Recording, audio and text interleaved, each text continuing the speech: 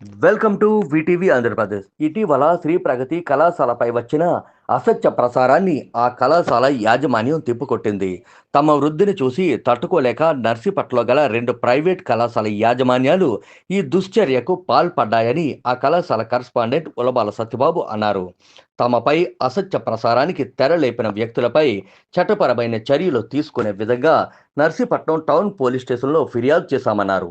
తల్లిదండ్రులు ఇటువంటి అసత్య ప్రచారాలు నమ్మొద్దని ఆయన సూచించారు.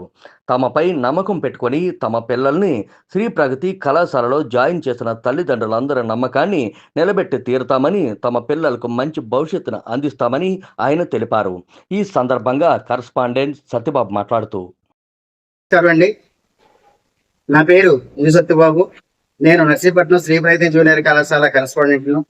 మన నర్సీపట్నంలో గల శ్రీ ప్రగతి జూనియర్ కళాశాలపై ప్రతిష్టను భంగం కలిగించడం కోసం మన నర్సీపట్నంలో ఒక 2 కళాశాలల వారు ఒక గుర్తు తెలియని వ్యక్తి ద్వారా ఒక వైరల్ వీడియోను తయారు చేసి వాటిని ప్రచురించడం జరుగుతుంది. ఆ వైరల్ వీడియోను ప్రచురించిన వారిపైన, తయారు చేసిన వారిపైన కఠిన చర్యలు తీసుకోమని మన Narsipatnam town police station CI గారికి మేము కంప్లైంట్ చేయడం జరిగింది.